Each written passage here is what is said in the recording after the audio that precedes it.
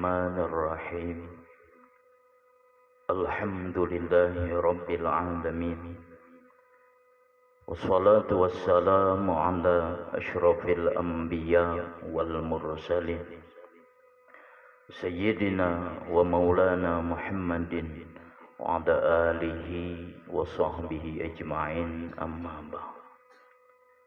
قال مصنف رحمه الله ونفعنا به وبعلومه في الدارين amin.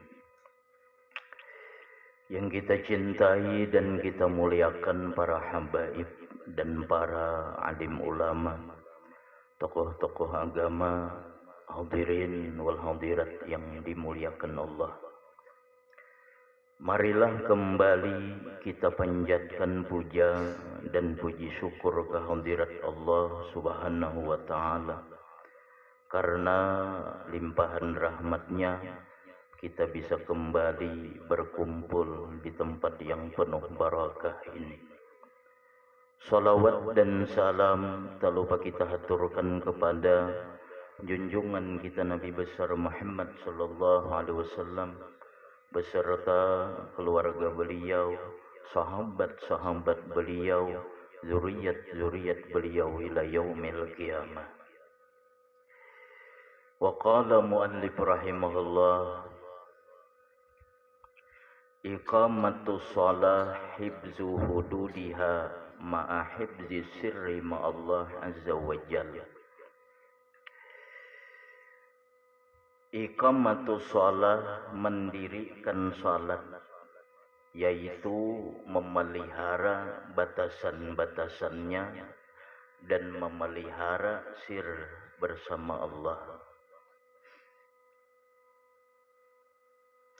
La yaqtaliju bisirrika siwah, tiada menggetarkan dengan sir engkau selain daripada Allah. Masih tentang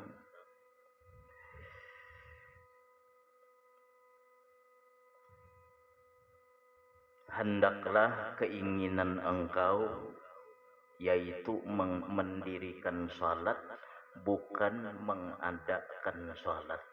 Perkataan pengarang. Kata beliau, iqamatu shalah hibzu hududiha, mendirikan salat itu memelihara batasan-batasannya dan memelihara sir bersama Allah. Wa kataba Umar bin Abdul Aziz radhiyallahu anhu ila ammaliha. Umar bin Abdul Aziz khalifah pernah menulis untuk pegawai-pegawai beliau. Beliau khalifah sekaligus ulama, sekaligus wali Allah.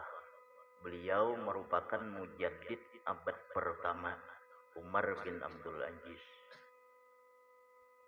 Dan beliau Umar bin Abdul Aziz inilah yang menyuruh Imam Zuhri untuk mengumpulkan hadis.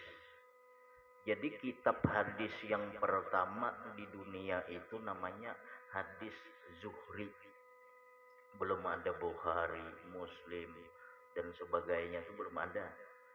Jadi Umar bin Abdul Aziz ini memerintahkan kepada Imam Zuhri untuk mengumpulkan hadis. Yang dahulu ada orang dari Yaman menuntut ilmu. Kemudian ketika wafat Rasulullah, mereka kembali ke Yaman. Ada yang dari Ethiopia, Habasyah, menuntut ilmu. Ketika Nabi wafat, mereka kembali ke Habasyah. Jadi Imam Zuhri ini disuruh oleh Umar bin Abdul Aziz mengumpulkan hadis-hadis. Jadi hadis yang paling tua itu hadis Zuhri ngarannya. Nah, Umar bin Abdul Aziz ini pernah menulis untuk pegawai-pegawainya, inna ahamma umurikum indi as-salah, kata beliau. Sesungguhnya perkara terpenting kalian di sisiku adalah salat.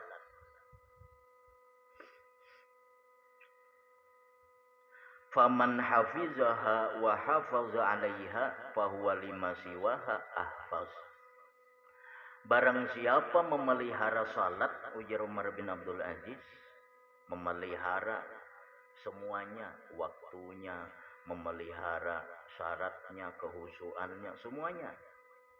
Barang siapa memelihara salat, maka terhadap sesuatu selain salat, dia pasti lebih memelihara. Jadi Umar bin Abdul Aziz itu menjadikan pejabat-pejabat itu orang yang memelihara salat. Kalau mereka memelihara salat, maka otomatis perkara-perkara pemerintahan mereka juga akan memelihara.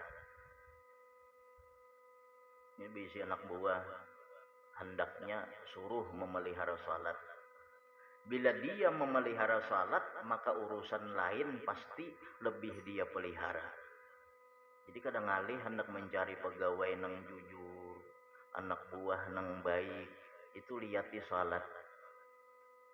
Bila salatnya dia pelihara, maka yang lain juga dia pelihara. Faman dayya'aha fahuwa lima siwaha ad-diya.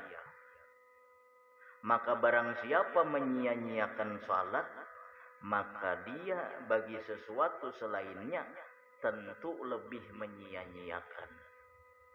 Ada bisi anak buah sembahyang disia-siakannya, harta kita disia-siakannya juga enak. Kita ada bisi anak buah menjaga toko, sembahyangnya kada terpelihara, toko kita kada terpelihara juga tuh kayaknya. Jadi itu rumus. Jadi Umar bin Abdul Aziz menulis, ujar beliau, inna ahamma umurikum indi as-salah. Sesungguhnya perkara terpenting kalian di sisiku salat. Bila kalian memelihara, pasti memelihara yang lain. Jadi seseorang bisa dipercaya tergantung bagaimana dia memelihara salat.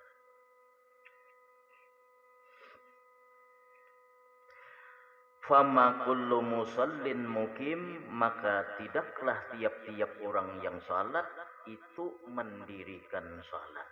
Nah ini maksud pengarang. Jadi ujar pengarang, tidaklah tiap-tiap orang yang salat itu mendirikan salat. Li'annal iqamata fil lughah huwal ikmal wal itqan.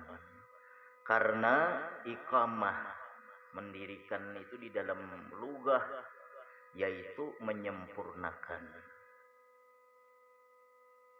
Jadi kalau cuma salat tapi kada teratur syarat-syaratnya, husu-husunya dan sebagainya, dia cuma mengadakan salat, bukan mendirikan salat. Karena iqamah menurut lughat itu ikmal wal itqan, menyempurnakan. Yuqalu dikata aqama fulanun darahu. Misal dikatakan aqama fulanun darahu, mendirikan oleh si fulan akan rumahnya. Mendirikan di sini iza akmalaha wa ja'ala fiha kullama yahtaju ilaih. Apabila dia menyempurnakan dan menjadikan pada rumah itu tiap-tiap segala sesuatu yang ia berhajat kepadanya, baru dikatakan mendirikan rumah. Kalau rumahnya ada, WC-nya kada ada, kamarnya kada ada, ruang tamunya kada ada, apanya lagi, lemarinya kada ada, itu mah adakan rumah aja ngarannya, bukan mendirikan. Arti mendirikan itu akmalaha, ia menyempurnakan itu rumah, wa ja'ala fiha kullama yahtaju ilaih, dan dia jadikan akan tiap-tiap sesuatu yang ia berhajat kepadanya. Lemari ada dalam rumah, itu baru namanya mendirikan rumah. Kalau kosong itu mengadakan rumah. Nah sama halnya sembahyang. Kalau sembahyang itu batas-batasannya kada dipelihara, syarat-syaratnya, maka dia mengerjakan salat, bukan mendirikan salat.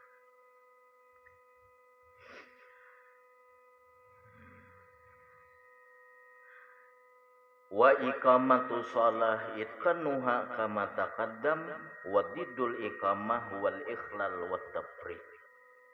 Dan mendirikan salat ialah menyempurnakannya sebagaimana terdahulu. Dan lawan daripada mendirikan huwal ikhlal, cedera. Sembahyangnya itu cedera. Cedera adabnya, cedera syaratnya, cedera macam-macam. Nah, wat tafrid dan lampau batas. Falaisa kullu musallin muqima, maka tidaklah tiap-tiap orang yang salat itu mendirikan salat. Fakam min musallin laisa lahu min salatihi illa ta'ab, maka berapa banyak daripada orang yang salat tidaklah baginya manfaat itu salat illa ta'ab, kecuali susah payah. Banyak orang sembahyang, cuma sembahyang itu yang dia peroleh hanya susah payah. Yang ia peroleh hanya bangun. Yang ia peroleh berkeringat, lapah, susah payah, tapi kada bernilai. Kenapa? Dia mengerjakan, bukan mendirikan salat. Wa fi ba'dil ahadis, dan dalam sebahagian hadis Nabi sallallahu alaihi wasallam, man lam tanhahu salatuhu anil fahsya wal munkar lam tazidhu minallah illa bu'da. Barang siapa tidak mencegah akan dirinya oleh salatnya itu daripada perbuatan keji dan munkar, maka tidak bertambah akan dia daripada Allah melainkan jauh. Orang salat, tapi salatnya itu tidak bisa mencegah dirinya dari perbuatan keji dan munkar. ISTMJ, salat terus maksiat jalan. Orang yang tidak bisa salatnya itu mencegah dirinya dari perbuatan keji dan munkar, tidaklah bertambah dari Allah melainkan jauh.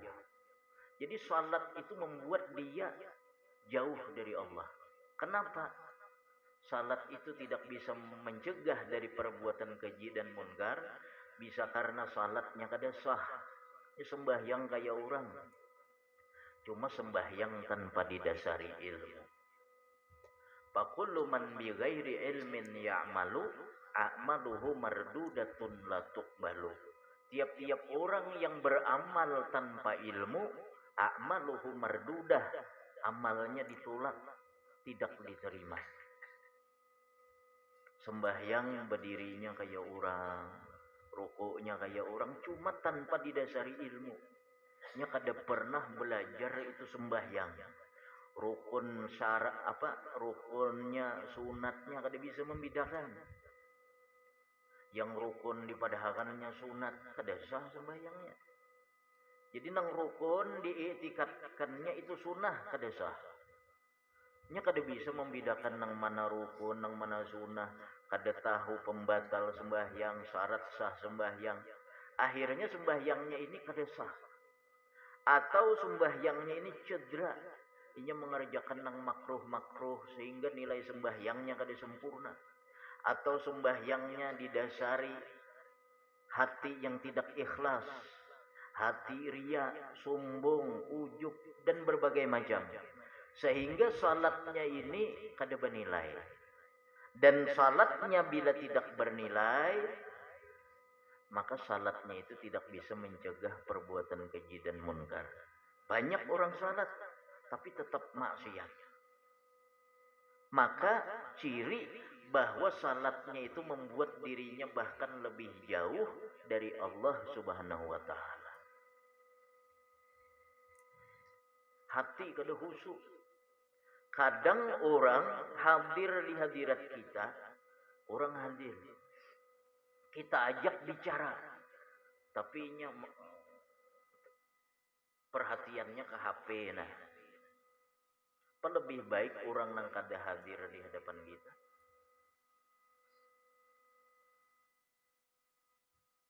HP kita majak bicara, ini menyahuti juga. Cuma nah tangan perhatian semuaan ke HP. Bila dipandiri menyahuti, habis itu ke HP pulang. Ini maulah kita tersinggung kadang. Nah seperti itu juga orang nang sembahyang, tapi hatinya ke lain. Sembahyang itu orang yang bermunajat dengan Allah, hatinya ke dunia.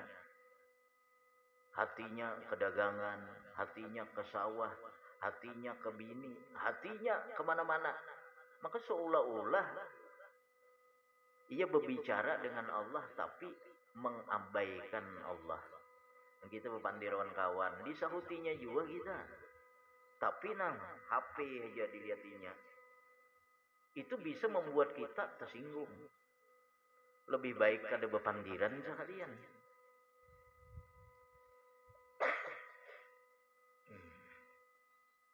Man lam tanhahu salatuhu anil fahsya wal munkar lam tazid minallah illa bu'da. Barang siapa salatnya tidak bisa mencegah perbuatan keji dan munkar, tidaklah bertambah daripada Allah melainkan jauh. Nah ini pentingnya menyempurnakan salat. Mendirikan salat bukan hanya sekedar mengadakan salat. Wa fi hadisin akhar, dan di dalam hadis yang lain, idza shallal abdu falam yutimma ruku'aha wala sujudaha wala khusyu'aha luffat kama yulappus saubul halaq summa yudrabu biha wajhuhu. Ujar Nabi, idza shallal abdu, apabila salat seorang hamba, sembahyang. Kan semuaan sembahyang kita nih, semuaan sembahyang. Idza shallal abdu, apabila seorang hamba salat, falam yutimma ruku'aha, kemudian dia tidak menyempurnakan ruku'nya, wala sujudaha, tidak menyempurnakan sujudnya, wala khusyu'aha, tidak menyempurnakan khusyuknya, luffat, salat itu dilipat, kama yulappus saubul halaq, sebagaimana dilipat pakaian yang usang, summa yudrabu biha wajhu, kemudian dipukulkan dengannya itu wajah orang yang salat tadi. Kita sembahyang cuma rukunya kada sempurna, sujudnya kada sempurna, khusyuknya kada sempurna, maka salat ini seumpama pakaian yang dilipat kemudian dipukulkan kepada orang yang salat. Cuma kita salat juga semua. Cuma tadi salat kita ini apakah naik ataukah dikembalikan dan dipukulkan ke wajah kita, tergantung kita memelihara kehusuannya, kesempurnaannya. Ruku itu rukun. Ruku itu rukun, tapi ada syarat-syarat daripada ruku yang harus kita sempurnakan. Ruku itu inhina, bebungkuk.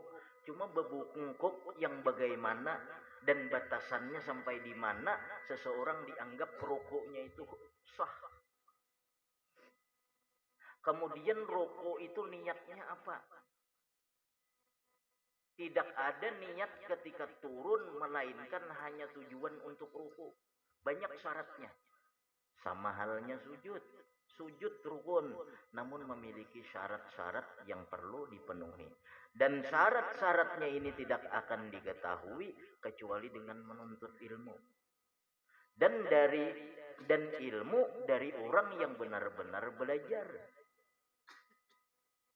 Kita bisa aja berguru, orang bisa melajari, tapi apakah yang ia ajarkan itu benar? Pernahkah dia memondok? Pernahkah dia belajar?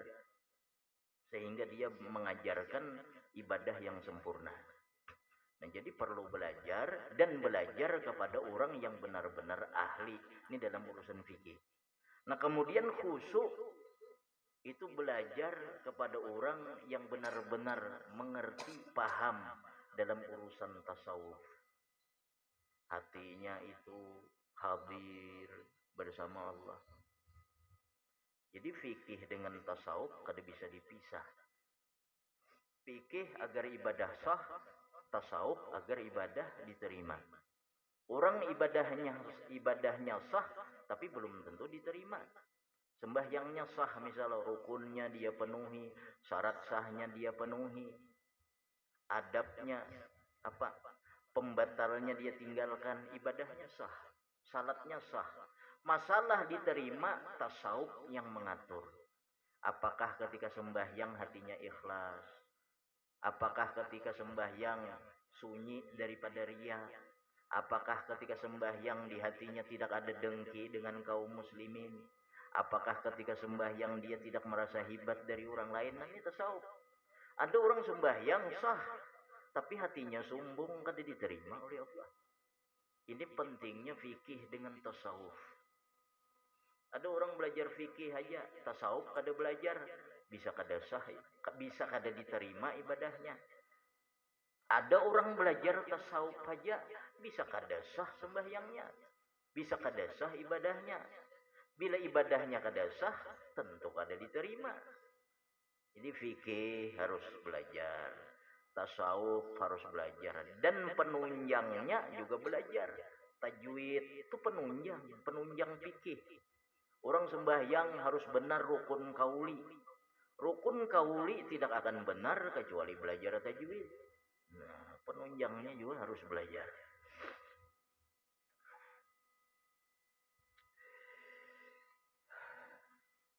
Au kama qala alaihi salatu wassalam.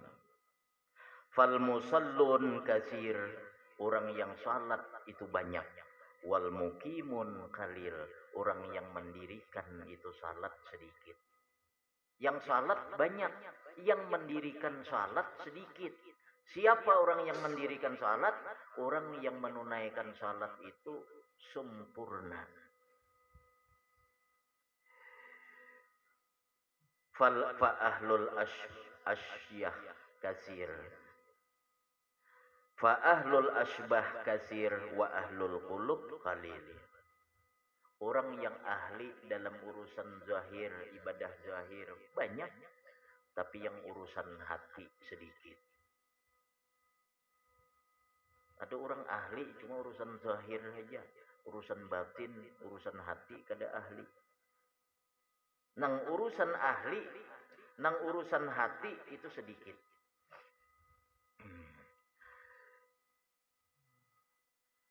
Qala Abu Bakar Ibnu Arabi, ujar beliau, walaqad ra'aitu mimman yuhafiz 'alaiha allafan la uhsiha. Sungguh aku telah melihat daripada orang-orang yang memelihara atas itu salat beberapa ribu yang aku tidak bisa menghitungnya. Wa amma man yuhafizha, dan adapun orang-orang yang memelihara bil khusu, dengan khusu, wal iqbal, dan benar-benar hatinya berhadap kepada Allah, famastaufa minhum khamsah, maka tidak menunaikan daripada mereka 5. Beberapa ribu nang kulihat, ujar beliau, orang nang memelihara, orang nang melakukan sembahyang, kada kau menghitung saking banyaknya. Cuma yang aku perhatikan, yang bisa mendirikan sholat dengan sempurna itu cuma 5. Banyaknya orangnya. Dan kita rasakan itu memang benar. Coba kita lihat, kita sembahyang setiap hari. Kita kada usah mengukur orang lain. Ukur diri masing-masing. Benar atau tidak perkataan beliau? Benar itu. Bisakah kita menyempurnakan daripada sembahyang kita itu? Zahir dengan batin itu selaras. Kadang orang itu bisa ikhlas, tapi belum tentu sidik. Kalau orang itu sidik, pasti ikhlas. Kadang orang ikhlas, tapi belum tentu sidik. Misal, ujarnya, wajjahtu wajhiya lillazi fataras samawati wal ardh. Ketika sembahyang, wajjahtu wajhi, aku hadapkan hatiku. Wajhi di situ maksudnya hati. Aku hadapkan hatiku kepada Tuhan yang menciptakan langit dan bumi. Ketika membaca itu ikhlas kita. Tapi kadang ketika membaca itu hati kita kemana-mana. Maka kada sidik. Seharusnya wajah tu wajhiya lillazi fataras samawati wal ardh. Aku hadapkan hatiku kepada Tuhan yang menciptakan langit dan bumi. Seharusnya ketika mengata itu hati kita benar-benar khusyuk. Benar-benar hadir. Ayo berapa orang aja yang hadir ketika membaca itu. Wajah tu wajhi, aku hadapkan hatiku, aku hadapkan wajahku. Ketika membaca itu biasanya hanya sedikit nang benar-benar hatinya menghadap Allah. Apalagi nang lain, ini nang benar-benar dibaca menghadap. Jadi ujar beliau, banyaknya aku melihat orang nang sembahyang, nang menjaga sembahyangnya, tapi nang menyempurnakan itu sembahyang cuma ada 5 aja dari sekian banyak. Allah. Qala Syekh Abul Abbas Al-Mursi, guru daripada Imam Ibnu Athaillah. Ujar beliau, kullu maudi'in dzukira fihil musallun fi maudi'il madah fa inna ma jaa liman aqama shalah imma bilabzil iqamah au bimakna yarji'u ilaiha. Ujar Abu Abbas Al-Mursi, guru daripada pengarang hikam. Tiap-tiap tempat di dalam Al-Qur'an, di situ disebutkan orang yang salat. Pada tempat-tempat pujian hanya saja datang bagi orang yang mendirikan salat. Bisa dengan lapas iqamah, bisa juga dengan lapas yang maknanya kembali kepada itu iqamah, kepada mendirikan. Contohnya alladzina yu'minuna bil ghaib wa yuqimunas shalah. Yuqimunas shalah. Allah memuji orang yang beriman. Di situ disebutkan yuqimunas shalah, orang yang mendirikan salat. Ada lagi Rabbi ja'alni muqimas shalah. Ya Allah, Tuhanku, jadikanlah aku orang yang mendirikan salat. Wa aqamas shalah wal muqimis shalah. Jadi setiap pujian yang ada di Al-Quran tentang orang yang salat, itu kalimatnya muqimus shalah, orang yang mendirikan. Walamma zakaral musallin bil ghaflah, manakala Allah menyebutkan orang-orang salat namun lalai, Allah menyebutkan fawailul lil musallin, celakalah bagi orang yang salat. Allah menyebutkan musallin, bukan muqimus shalah. Allazi hum an salatihim sahun. Allazina hum an salatihim sahun. Ketika menyebutkan tentang celaan terhadap orang yang salatnya lalai, Allah menyebutkan musallin. Walam yakul, dan tidak Allah mengatakan fawailun lil muqiminas shalah. Allah tidak menyebutkan celaka bagi orang yang mendirikan salat. Tetapi yang disebut musallin, orang yang mengerjakan salat. Jadi ada perbedaan orang yang mendirikan dengan yang mengerjakan, mengadakan. Kita sembahyang, tapi asal sembahyang aja, itu ngarannya mengadakan salat, bukan mendirikan. Jadi dari itu hendaklah kita belajar kayak apa salat itu supaya sempurna. Belajar fikihnya, belajar tasawufnya, kayak apa cara salat supaya sempurna, supaya jangan termasuk orang-orang yang salatnya itu membuat jauh dari Allah. Supaya jangan menjadi orang yang salatnya itu dikembalikan ke wajahnya dan dipukulkan. Kenapa? Ada sempurna. Mungkin ada salah satu di antara kita atau banyak di antara kita nang memang salatnya itu selalu dikembalikan dan dipukulkan ke wajah. Khusyuknya kada dipelihara, rukunya kada sempurna, syaratnya sujudnya kada sempurna. Karena kada belajar.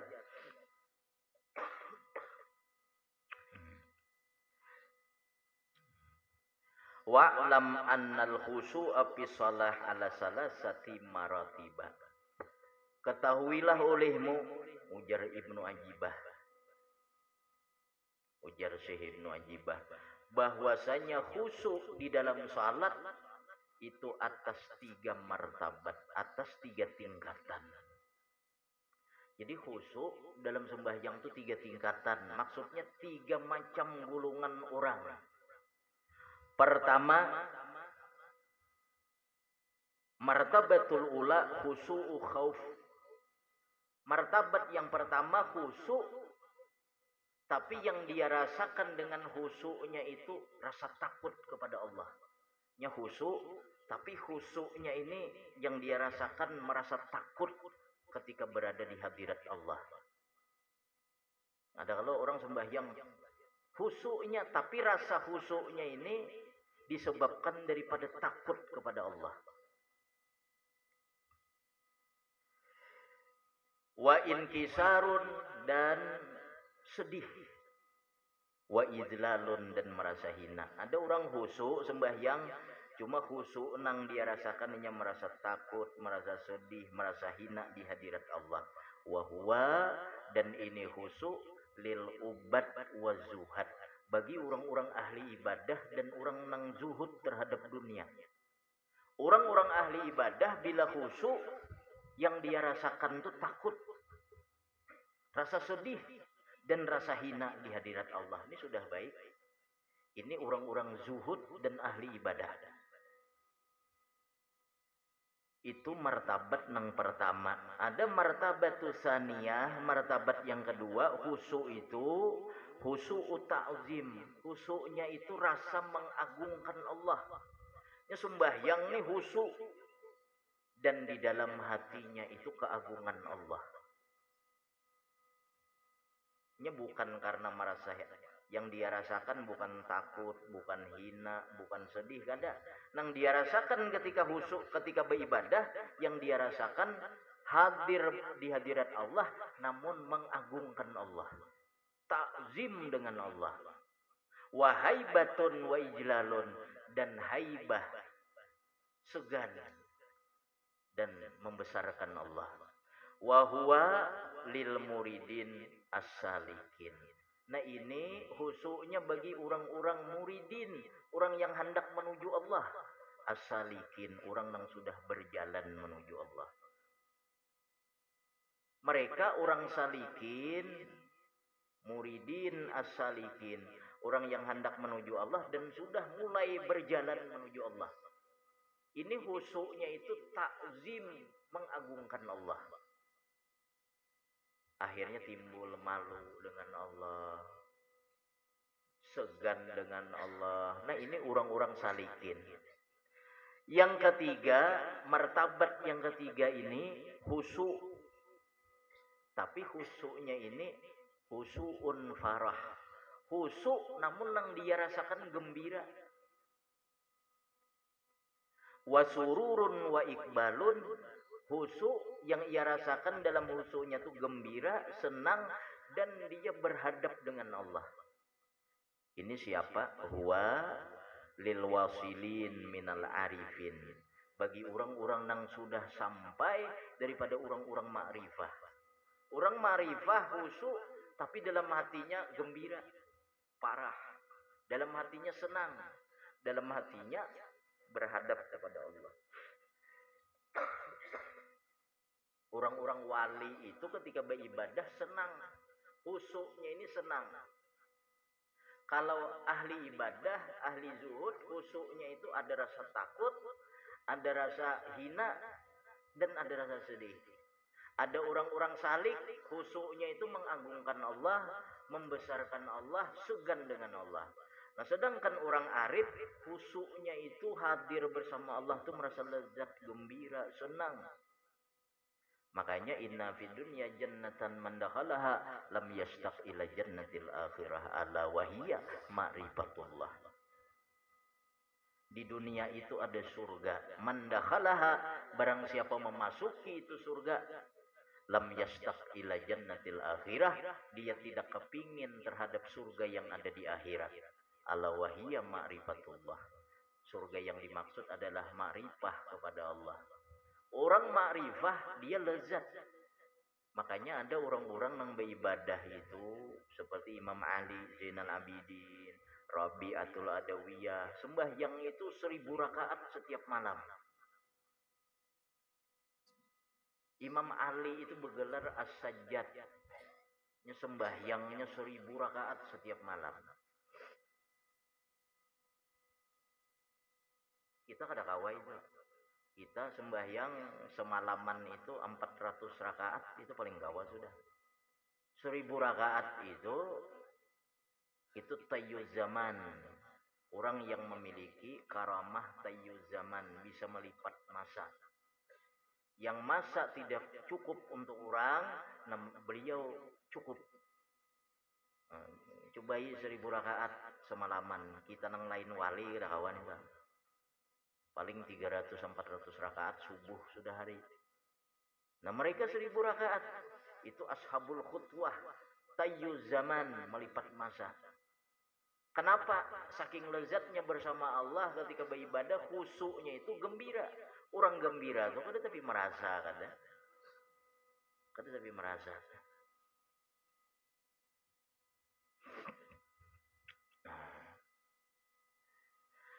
Suma'lam. Mana tadi? Anna salata allati la yushibuha khusyu'un wala hudurun hiya batilah inda sufiyah wa ghairu makbulah indal ulama. Ketahuilah bahwasanya salat yang tidak menyertai akan itu salat oleh khusyuk dan hadir hati, salat itu batal di sisi ulama sufi. Di sisi ulama sufi, salat itu kada khusyuk, kada hadir itu batal. Kalau ulama fikih sah aja. Kalau ulama sufi batal juga. Kenapa? Kada ada nilainya juga lagi. Waqalu, dan mereka berkata, laisa lil abdi min salatihi illa ma hadara fiha qalbuh. Tidaklah bagi seorang hamba daripada salatnya melainkan sesuatu yang hadir pada itu salat oleh hatinya. Seberapa kadar hadir hati di dalam salat, seitu nilainya. Misal serakaat nang hadir, 1 rakaat itu aja nilainya. Misal sembahyang kita 4 rakaat, nang hadir cuma ketika 1 rakaat, sisanya kada hadir, maka nilainya 1 rakaat itu aja.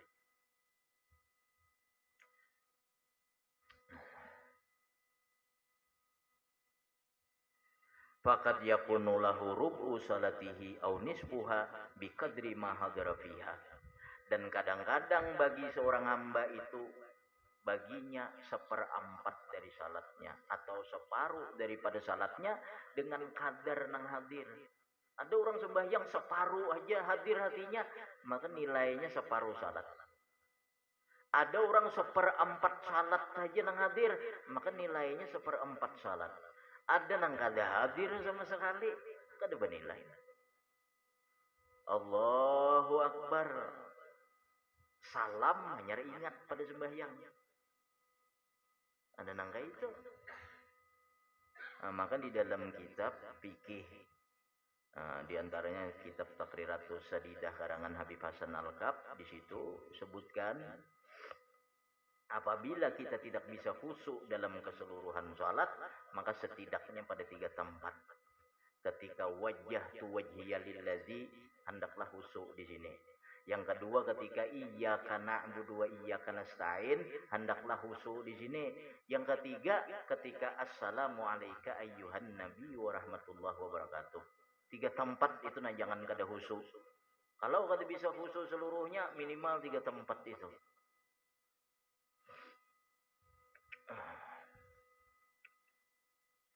Wa yu'inu 'alal husu az-zuhdu fid dunya. Dan yang menolong terhadap husu di antaranya zuhud terhadap dunia. Seseorang kada akan husu kalau di hatinya dipenuhi dunia. Maka untuk menolong husu di antaranya zuhud pada dunia. Wa hadza huwa ad-dawa'ul kabir, dan ini adalah obat yang paling besar. Kenapa selama ini kita kada husu? Kayak apa hendak husu, dunia sudah penuh di hati. Kayak apalagi memasukkan Allah, mengingat Allah, kayak apalagi dunia sudah penuh. Maka menolong husu paling besar obatnya adalah zuhud terhadap dunia.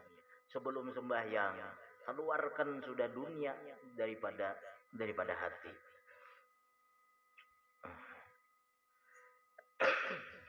Izmu halun antakuna indaka bintu iblis wala yazuruhu abuha. Karena mustahil di sisi engkau ada anak iblis, abahnya kada menziarahi, itu mustahil. Anak iblis ada, maka abahnya pasti mailangi.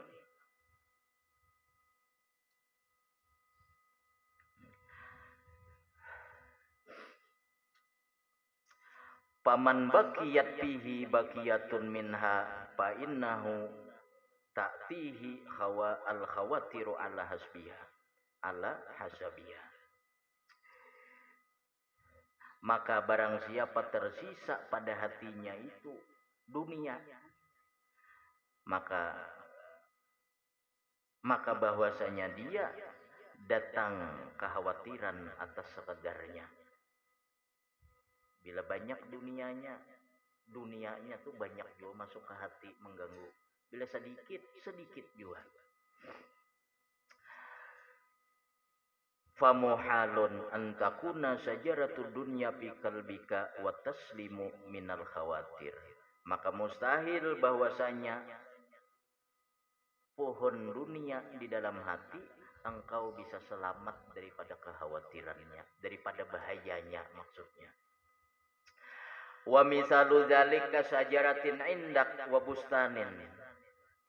Dan seumpamanya yang demikian itu seperti pohon di sisi engkau. Fi bustanin, di kebun. Engkau ada memiliki pohon di kebun. Yajtami'u 'alaiha tuyur, nang berhimpun di pohon itu burung, banyak burung di pohon.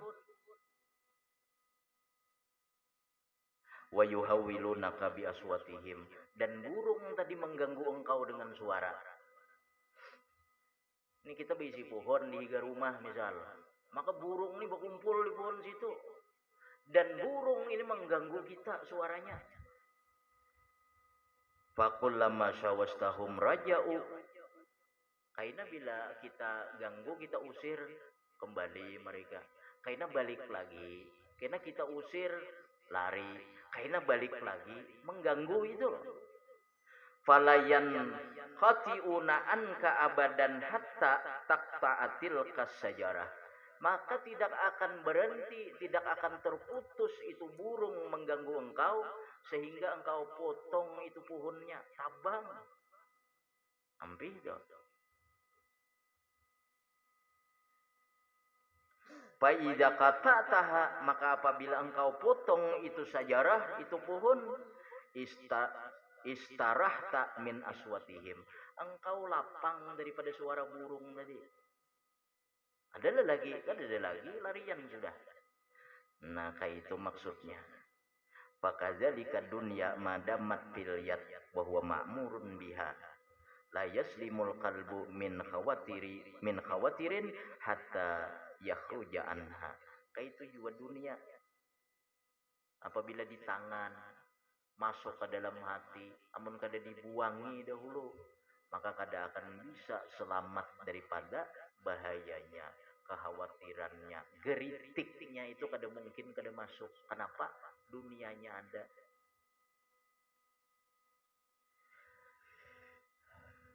Wahina idzin yastarihu, dan ketika itu dia lapang min masawiha, daripada kejahatan keburukannya. Wallahu ta'ala a'lam. Wa mimma yu'inu aidan 'alal khusyu' al-iksar min zikrillah bil qalbi. Dan di antara yang menolong lagi terhadap khusyuk memperbanyak zikir di dalam hati. Nah, kemudian perkataan pengarang as-salatu mutahhiratun lil qulub. Salat itu mensucikan bagi hati. Al-Fatihah.